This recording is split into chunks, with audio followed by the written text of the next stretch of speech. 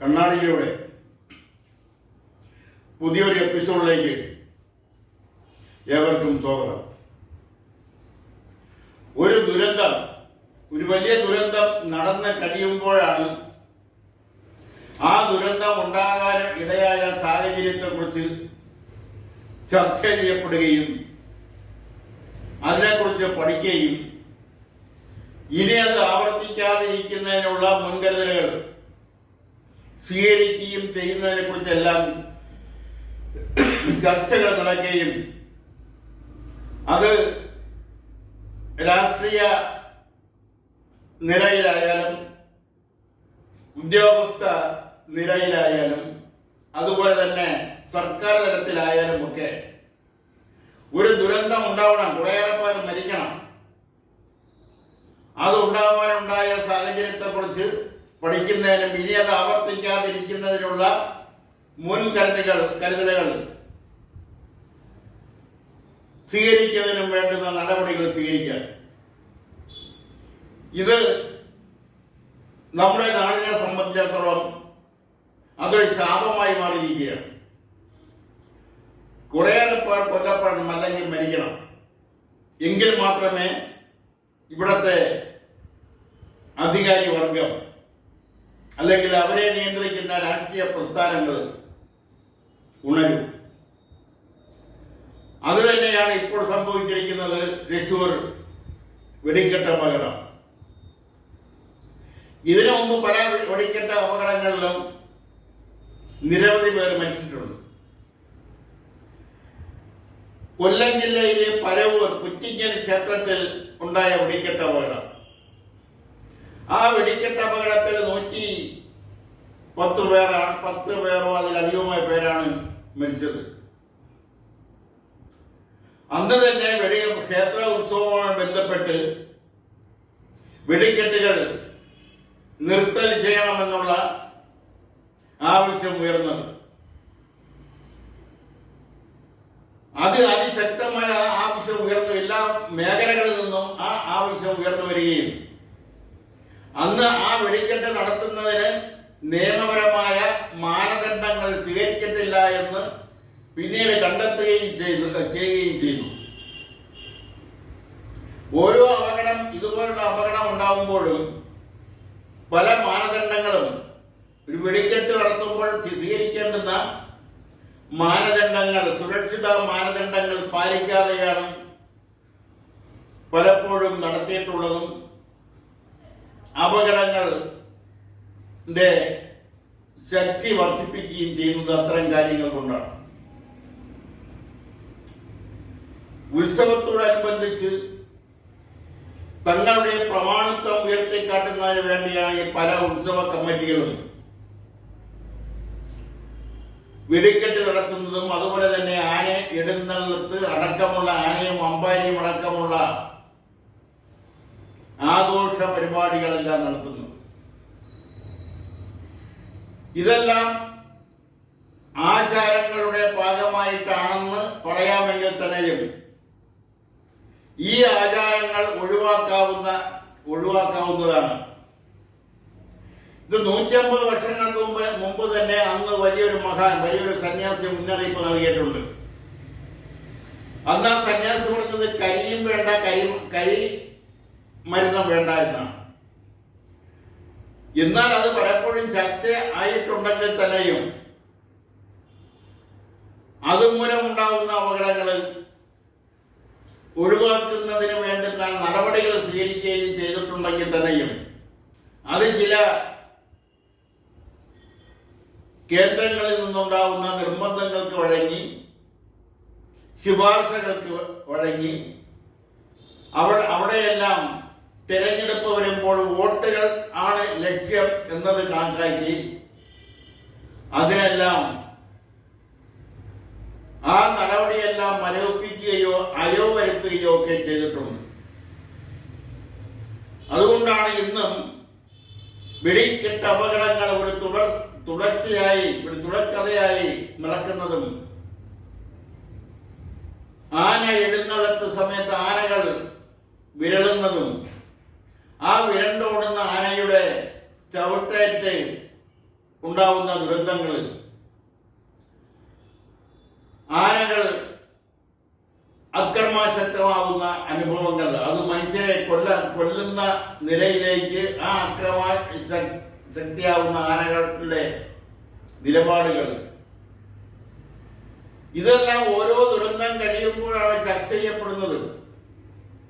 അത്തരം സംഭവങ്ങൾ ഉണ്ടാകാതിരിക്കുന്നതിനുള്ള നടപടികൾ സ്വീകരിക്കണമെന്നുള്ള ആവശ്യം പല കോണുകളിൽ നിന്നും ഉയരുന്നതും അപ്പോഴാണ്. പിന്നീട് പല കാര്യങ്ങളിലും എന്നപോലെ അതങ്ങ് തണുക്കുകയാണ് ചെയ്യുന്നത്. അതുപോലെയാണ് തൃശ്ശൂർ നടന്ന വെടിക്കെട്ട്. ആ വെടിക്കെട്ടിൽ സ്വീകരിക്കേണ്ട മാനദണ്ഡങ്ങളൊന്നും തന്നെയും പൂർണ്ണമായ രീതിയിൽ പാലിച്ചിട്ടില്ല എന്ന് പുറത്തു വരുന്ന റിപ്പോർട്ടുകൾ സൂചിപ്പിക്കുന്നു. അതുപോലെ തന്നെ സുരക്ഷിത സംവിധാനങ്ങൾ, കരുതൽ നടപടികൾ, ഇതൊന്നും വേണ്ട രീതിയിൽ അവിടെ കൈക്കൊണ്ടില്ല എന്നാണ് അറിയുന്നത്. ഈ ദുരന്തത്തിന് ശേഷമാണ് ഇക്കാര്യങ്ങളെല്ലാം പുറത്തു വരുന്നത്. എന്തുകൊണ്ട് ഈ ദുരന്തം ഉണ്ടാവുന്നതിന് മുമ്പ് അല്ലെങ്കിൽ കർശനമായ നിയമ നടപടികളിൽ ഒരു വെടിക്കെട്ട് നടത്തുമ്പോൾ അല്ലെങ്കിൽ ഒരു ആന എഴുന്നള്ളത്ത് നടത്തുമ്പോൾ പാലിക്കേണ്ടുന്ന മാനദണ്ഡങ്ങൾ കർശനമായി എന്തുകൊണ്ട് പാലിക്കാൻ കഴിയുന്നില്ല? അതെല്ലാം പാലിക്കുന്നുണ്ടോ എന്ന് പരിശോധിക്കേണ്ടുന്ന സർക്കാർ ഉദ്യോഗസ്ഥർ എന്തുകൊണ്ട് അവിടെയെല്ലാം അലംഭാവം കാണിക്കുന്നു? അത് കുറ്റകരമായ അലംഭാവമാണ്.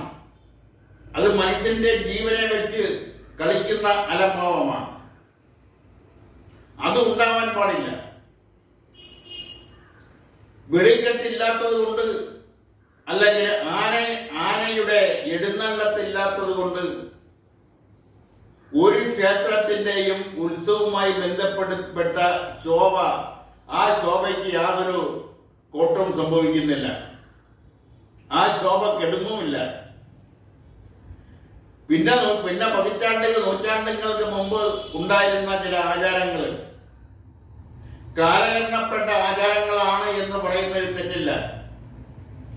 ആ ആചാരങ്ങളിൽ കടുംപിടുത്തം പിടിക്കുന്നത് ആധുനിക സമൂഹത്തിന് യോജിച്ചതല്ല. പ്രത്യേകിച്ചും പുരോഗമനപരമായി ചിന്തിക്കുകയും സംസാരിക്കുകയും ചെയ്യുന്ന സാംസ്കാരിക പ്രവർത്തകർക്കും സാമൂഹിക രാഷ്ട്രീയ പ്രവർത്തകർക്കും അവർക്കതിനെ എതിർക്കാനും ചെറുക്കാനും നിരുത്സാഹപ്പെടുത്താനും കഴിയുന്നില്ല എന്നുള്ളത് ദുഃഖകരമായ ഒരു വസ്തുതയാണ്.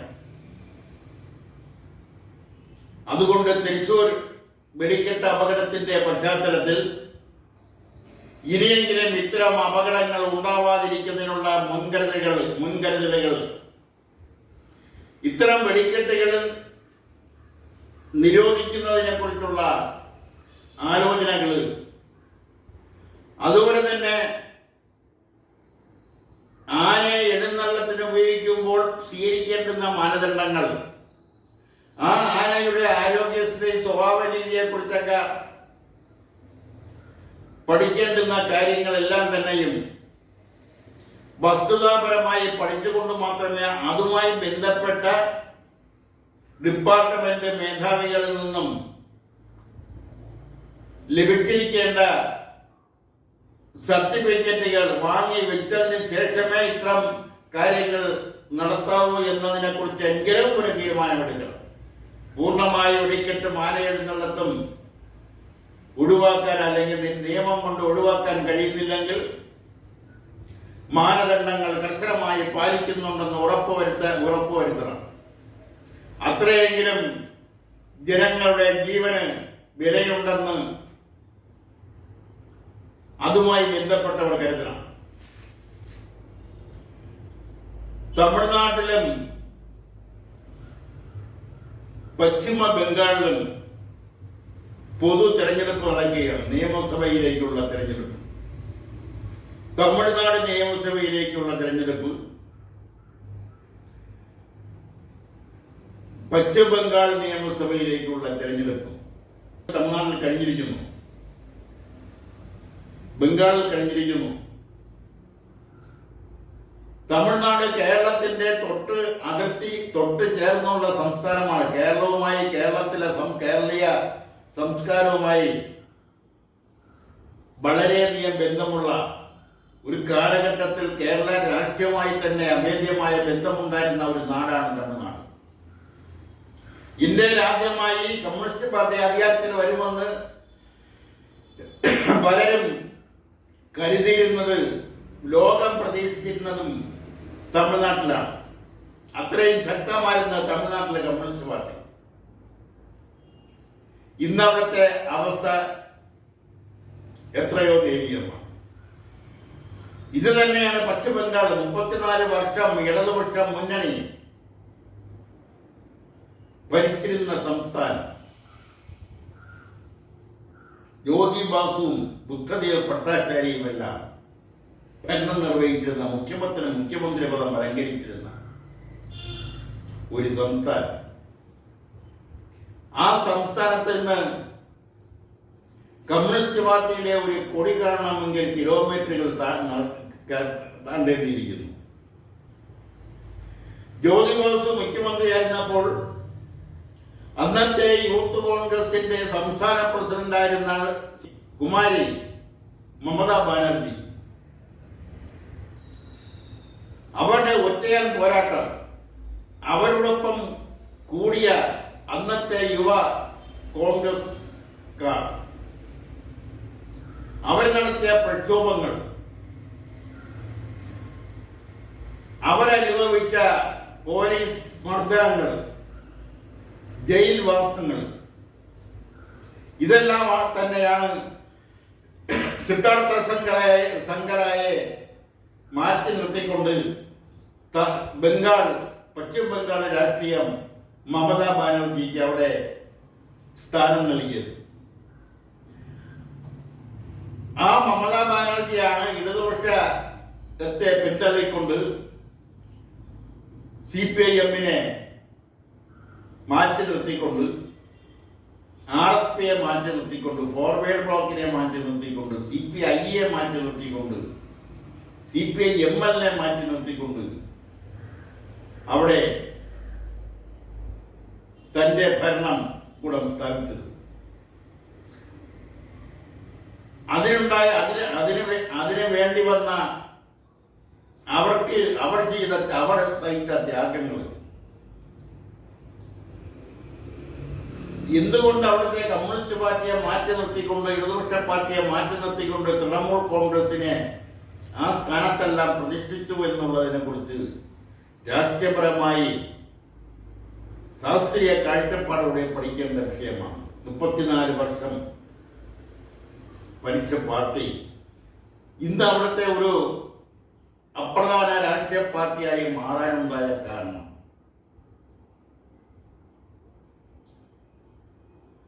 നന്ദിഗ്രാമം, സിന്ധുവൊക്കെ പറയാമെങ്കിൽ തന്നെയും, ഒരു പരിധിവരെ അത് ശരിയാണെങ്കിൽ തന്നെയും, അതിനപ്പുറം എവിടെയോ ചില രാഷ്ട്രീയ രഹസ്യങ്ങൾ,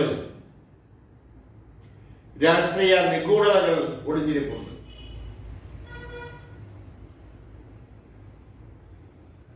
അവിടെ എല്ലാവരും പുറത്തു വരുന്ന റിപ്പോർട്ട് അനുസരിച്ച് എല്ലാ പ്രാവശ്യവും ബംഗ്ലാദേശിൽ നിന്ന് അവർക്ക് വ്യാജ വോട്ടർ ഐഡന്റിറ്റി കാർഡ് നൽകിക്കൊണ്ട് വോട്ട് ചെയ്യിപ്പിക്കുന്ന ഒരു പ്രവണത എല്ലാ രാഷ്ട്രീയ പാർട്ടിക്കും പശ്ചിമ ബംഗാളിൽ ഉണ്ടായിരുന്നു. അതിൽ കൂടുതൽ വോട്ട് ചെയ്യിപ്പിച്ചത് ഒരുപക്ഷെ ഇടതുപക്ഷമായിരിക്കാം. എന്തായാലും ഇന്ന് ഇടതുപക്ഷം അവിടെ ന്യൂനപക്ഷമായി മാറിക്കഴിഞ്ഞു, കോൺഗ്രസ് ന്യൂനപക്ഷമായി മാറിക്കഴിഞ്ഞു. എന്നാൽ അവിടെ ഇന്നും ദാരിദ്ര്യമാണ്, തൊഴിലില്ലായ്മയാണ്. കേരളത്തിൽ പണിയെടുക്കുന്ന സാധാരണ തൊഴിലാളികളിൽ, സാധാരണ ദിവസക്കൂലി വേലക്കാരിൽ ബഹുഭൂരിപക്ഷം പേരും, ലക്ഷക്കണക്കിന് ആൾക്കാർ ബംഗാളികളാണ്. അവരെന്തുകൊണ്ട് തൊഴിൽ നേടി കേരളത്തിലേക്ക് എത്തുന്നു? പഠിക്കേണ്ടുന്ന വിഷയമാണ്. പഠിക്കേണ്ട വിഷയമാണെന്ന് പറയുമ്പോൾ അവിടെ 34 വർഷം ഭരിച്ചത് തൊഴിലാളി വർഗ പ്രസ്ഥാനത്തിന് നേതൃത്വം നൽകുന്ന കമ്മ്യൂണിസ്റ്റ് പാർട്ടിയാണ്. ഇപ്പൊ അവിടെയെല്ലാം രാഷ്ട്രീയ സമവാക്യങ്ങളിൽ, രാഷ്ട്രീയമായ പൊളിറ്റിക്കൽ കെമിസ്ട്രിയിൽ എന്തൊക്കെയോ തകരാറുകൾ സംഭവിച്ചിരിക്കുന്നു. അത് കണ്ടെത്താൻ കഴിഞ്ഞില്ല. ജനങ്ങളുടെ മനസ്സ് കണ്ടെത്താൻ കഴിഞ്ഞില്ല. അവരുടെ മനസ്സിൽ മാറി മാറി വരുന്ന രാഷ്ട്രീയ ചിന്താഗതികൾ കണ്ടെത്താൻ കഴിഞ്ഞില്ല. അതാണ് കാരണം ഇന്നും ദാരിദ്ര്യ വിമുക്തമല്ല പശ്ചിമ ബംഗാൾ, തൊഴിലില്ലായ്മ വിമുക്തമല്ല പശ്ചിമ ബംഗാൾ. അവിടുത്തെ ഗ്രാമപ്രദേശങ്ങളുടെ അവസ്ഥകൾ വളരെ ശോചനീയമാണ്. പണ്ട് ഇന്ത്യയിലെ പ്രമുഖ പട്ടണങ്ങളിൽ ഒന്നായിരുന്നു കൽക്കട്ട പട്ടണം, കൽക്കട്ട നഗരം. ആ കൽക്കട്ട നഗരം ഇന്നും അതുപോലെ തന്നെയാണ്. ഗ്രാമപ്രദേശങ്ങളിൽ ഒന്നും തന്നെയും നഗര വികസനത്തിന്റെ ഭാഗമായി വികസനം വന്നിട്ടില്ല.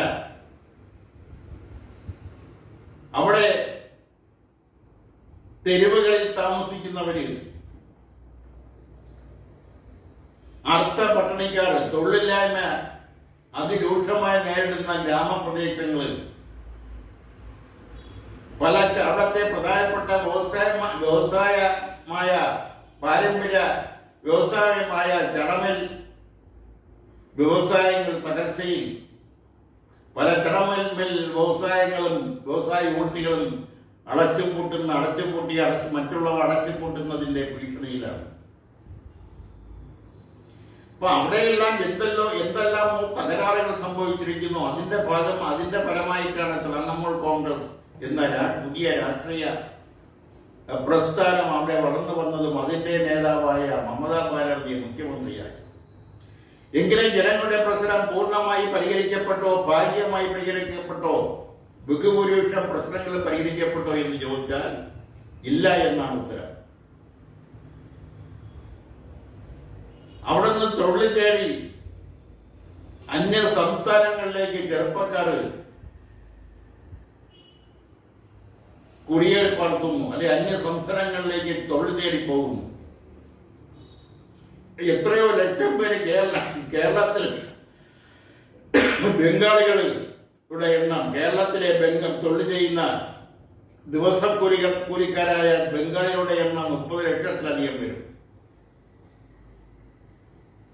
ഈ ഒരു അവസ്ഥ പശ്ചിമ ബംഗാൾ ഉണ്ടായ സാഹചര്യം, രാഷ്ട്രീയ ഭൗതിക സാഹചര്യത്തെ കുറിച്ച് പഠിക്കണം. ആ നാട്ടിലാണ് ഇപ്പോൾ ഇലക്ഷൻ നടക്കുന്നത്. അവിടെ BJP വളർന്നുകൊണ്ടിരിക്കുന്നു. അവർക്ക് ഭരണത്തിൽ എത്താൻ കഴിയുന്നില്ല എങ്കിൽ തന്നെയും അവിടെയും അവിടെ മോശപ്പെട്ട പാർട്ടിയല്ല, കേരളം വരെ അവിടെയും വളർന്നുകൊണ്ടിരിക്കുന്നു. ഈ രാഷ്ട്രീയ സാഹചര്യത്തിലാണ് അവിടെ തൃണമൂൽ കോൺഗ്രസ് മമതാ ബാനർജിയുടെ സർക്കാർ വീണ്ടും തുടർ ഭരണത്തിലേക്ക് കടന്നു വരാൻ സാധ്യത വളരെ കൂടുതലാണെന്നുള്ള വിലയിരുത്തലിൽ കേരളത്തിലെത്തുന്നത്. മറ്റൊന്ന് തമിഴ്നാട്.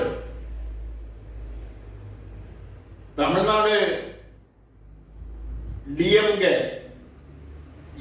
സ്റ്റാലിൻ മുഖ്യമന്ത്രി, DMKയുടെ നേതാവ് MK സ്റ്റാലിനാണ് മുഖ്യമന്ത്രി. അവിടെയും പ്രത്യേകിച്ച് രാഷ്ട്രീയ അത്ഭുതങ്ങളൊന്നും ഉണ്ടായില്ലെങ്കിൽ അവിടെ DMKയുടെ തുടർ ഭരണത്തിനാണ് സാധ്യത. ഇവിടെ സ്റ്റാലിൻ തന്നെ വീണ്ടും മുഖ്യമന്ത്രിയായി വീണ്ടും ഒരു തുടർ ഭരണം വരാനാണ് തമിഴ്നാട്ടിലും സാധ്യത കൂടുതൽ. തമിഴ്നാട് രാഷ്ട്രീയം എന്ന് പറയുമ്പോൾ അത് കേരളത്തോട് പല കാര്യങ്ങളിലും കേരളത്തോട് സാമ്യമുണ്ടെങ്കിലും കേരള രാഷ്ട്രീയമായിട്ട് വളരെ വ്യത്യാസമുണ്ട്. അവിടെ പണം രാഷ്ട്രീയത്തിലെ ഒരു പ്രധാനപ്പെട്ട ഘടകമാണ്. പണം കൊടുത്ത് വോട്ട് വാങ്ങുന്ന ഒരു സമ്പ്രദായം ഇന്ത്യയിൽ ഏറ്റവും കൂടുതൽ നടപ്പാകുന്നതും നടപ്പാക്കിക്കൊണ്ടിരിക്കുന്നതും നടപ്പായി വരുന്നതും തമിഴ്നാട്ടിലാണ്.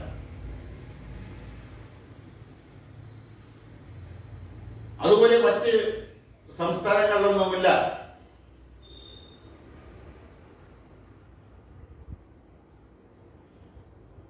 അത് കഴിഞ്ഞ് കേരളത്തിൽ തെരഞ്ഞെടുപ്പ് കഴിഞ്ഞു.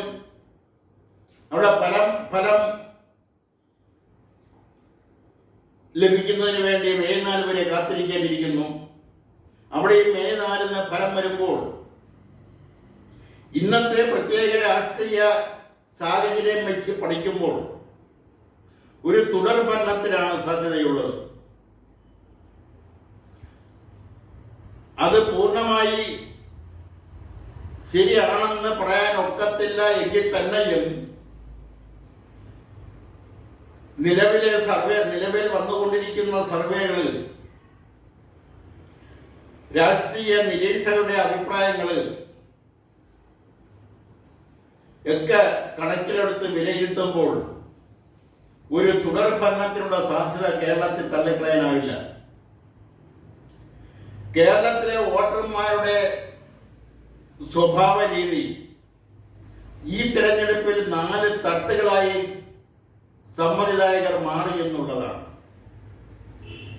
അത് ഒന്നാമത്തെ തട്ടിൽ നിന്നവർ 60 വയസ്സ് മുതൽ അതിന് മുകളിലോട്ട് പ്രായമുള്ളവരാണ്. അവരിൽ ബഹുഭൂരിപക്ഷം പേരും ഇടതുപക്ഷ ജനാധിപത്യ മുന്നണിക്കാണ് വോട്ട് ചെയ്തത് എന്ന് പറയേണ്ടിയിരിക്കുന്നു. കാരണം ഇലക്ഷൻ 2-3 ദിവസം ബാക്കി നിൽക്കുകയാണ്. അവർക്ക് 4000 രൂപ, അതായത് 2 മാസത്തെ ക്ഷേമ പെൻഷൻ, വിഷു പ്രമാണിച്ച് 2 മാസത്തെ ക്ഷേമ പെൻഷൻ, 1 മാസത്തെ പെൻഷൻ ഒരുമിച്ച് നൽകിയത്. ഒരു പ്രായമായ ഒരാളിനെ സംബന്ധിച്ചിടത്തോളം മരുന്ന് വാങ്ങുന്നതിനും അതുപോലുള്ള അത്യാവശ്യ കാര്യങ്ങൾ നിർവഹിക്കുന്നതിനും 4000 രൂപ ഒരുമിച്ച് കയ്യിൽ കിട്ടുന്നത് വലിയ കാര്യം തന്നെയാണ്. ആ ഒരു സന്തോഷത്തിലാണ് 60 വയസ്സിന് മുകളിലുള്ളവരിൽ ബഹുഭൂരിപക്ഷം പേരും ഇടതുമുന്നണിക്കായിരിക്കും വോട്ട് ചെയ്തതെന്ന് വിലയിരുത്താനുണ്ടായ രാഷ്ട്രീയ സാഹചര്യം. തൊട്ട് രണ്ടാമത്തെ തട്ടിൽ നിൽക്കുന്നവര് 60 വയസ്സിന് താഴെ ഉള്ളവരാണ്. അതായത് 45 വയസ്സിന് മുകളിലുള്ളവർ. അവരാണ് അല്പസ്വല്പമൊക്കെ രാഷ്ട്രീയപരമായി ചിന്തിച്ചുകൊണ്ട് ഒരു മാറ്റം ആവശ്യമാണോ എന്ന നിലയിലേക്ക് ചിന്തിച്ചിട്ടുള്ളത്.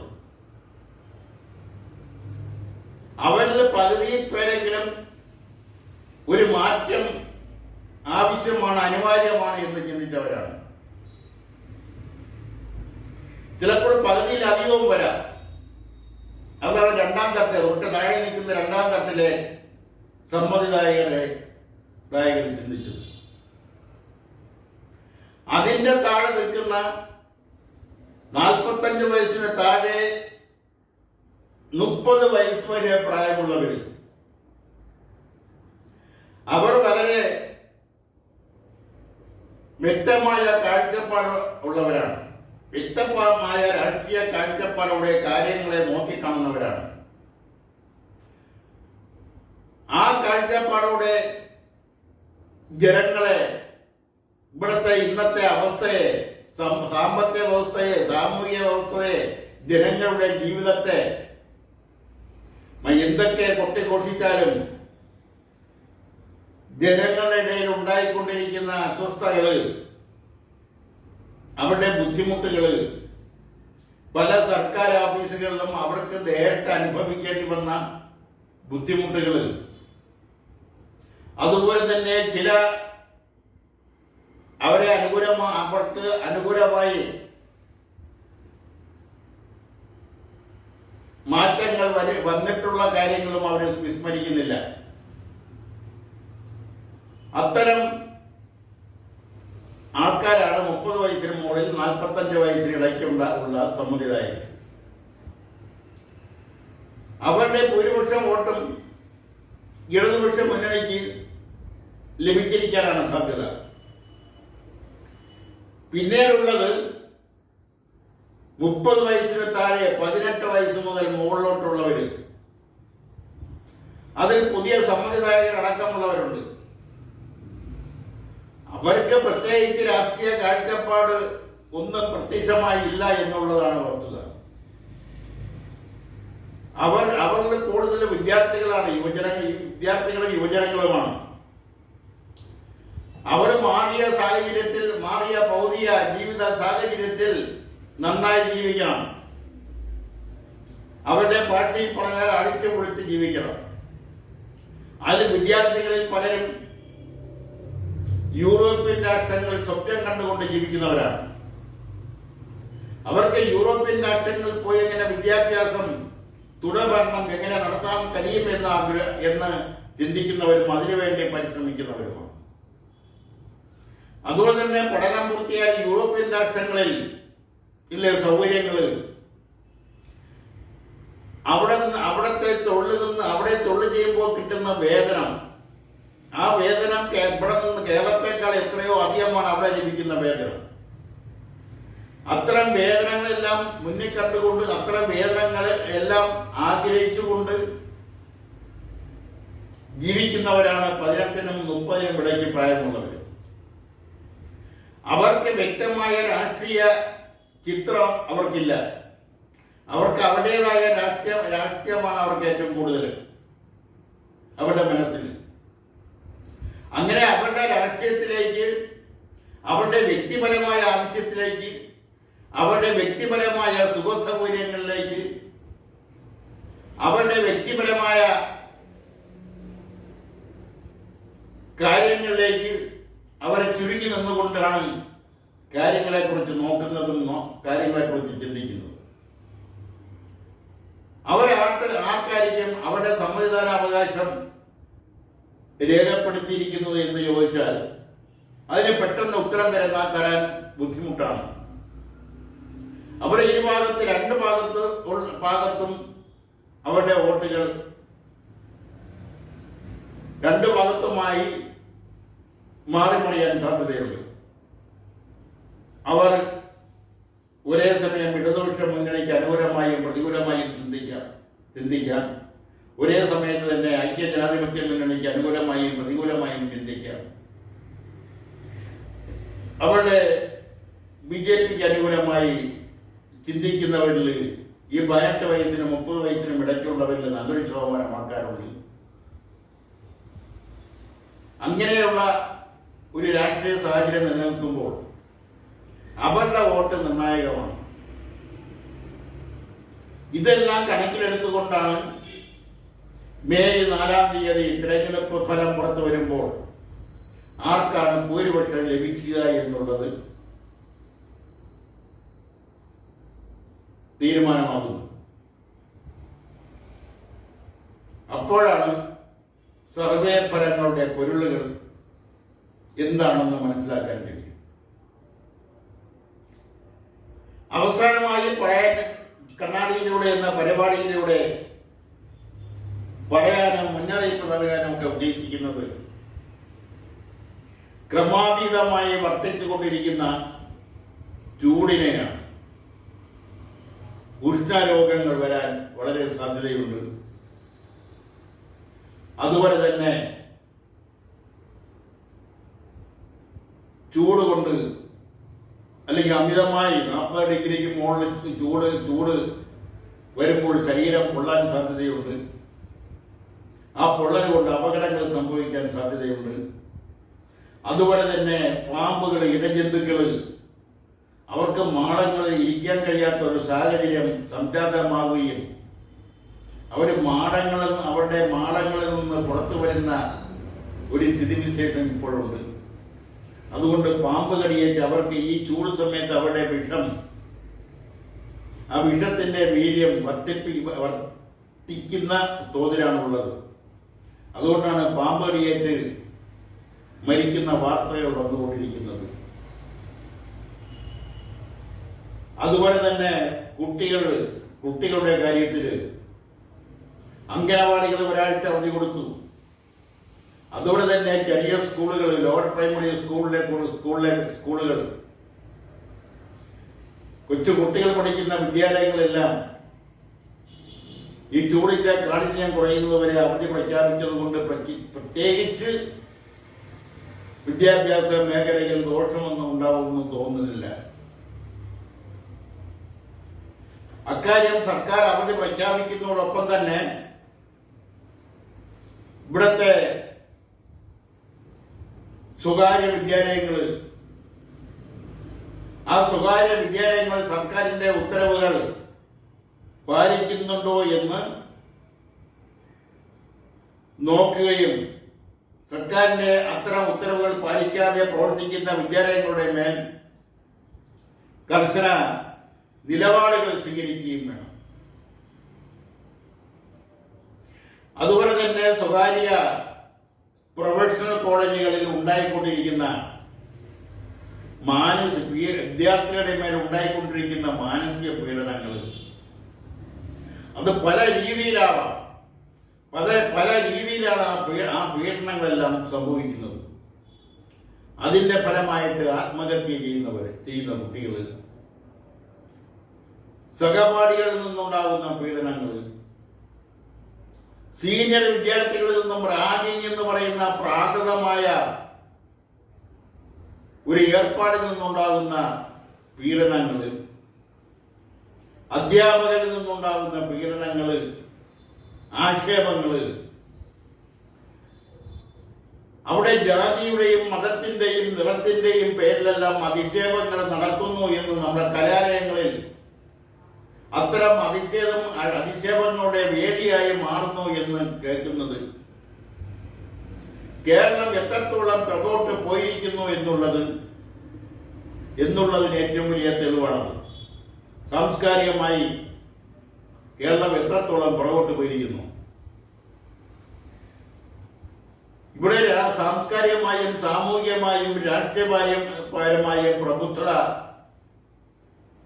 നിറഞ്ഞ ജനതയാണ്, അല്ലെ പ്രബുദ്ധരായ ജനതയാണ് ഉണ്ടെന്ന് അഭിമാനിക്കുമ്പോഴും ഇത്തരം കാര്യങ്ങളിൽ എത്രത്തോളം അധപ്പതിച്ചിരിക്കുന്നു എന്നുള്ളതിന് ഏറ്റവും വലിയ ഉദാഹരണങ്ങളാണ് ഈ അടുത്ത കാലങ്ങളിൽ പ്രൊഫഷണൽ വിദ്യാലയങ്ങളിൽ നടന്നിട്ടുള്ള കുട്ടികളുടെ ആത്മഹത്യകൾ. അതിന് ഉത്തരവാദികൾ അധ്യാപകരാണ്. പല കാര്യങ്ങളിലും അതിന് ഉത്തരവാദികളായിട്ട് വരുന്നത് അധ്യാപകരുമുണ്ട്, അധ്യാപികമാരുമുണ്ട്. അതെല്ലാം കർശനമായ നിരീക്ഷണങ്ങൾ ഏർപ്പെടുത്തുകയും അത്തരം സംഭവങ്ങൾ ഉണ്ടാകാതിരിക്കുന്നതിനുള്ള കർശനമായ നടപടികൾ സ്വീകരിക്കുകയും ആണ് വേണ്ടത്. അവിടെയെല്ലാം പ്രസ്താവനകളോ ആ പ്രസ്താവനകളിൽ കാര്യങ്ങൾ ഒതുക്കി നിർത്താതെ ഇനി ഇത് ആവർത്തിക്കാതിരിക്കുന്നതിനുള്ള കർശനമായ നടപടിയിലേക്ക് കടക്കുകയാണ് അധികൃതരും സർക്കാരും ചെയ്യേണ്ടതെന്ന് കേന്ദ്ര ആവർത്തിച്ച് ആവശ്യപ്പെട്ടുകൊണ്ട് ഇന്നത്തെ കണ്ണാടിയിലൂടെ എന്ന പരിപാടിയുടെ പൂർത്തിയാക്കുന്നു. നന്ദി.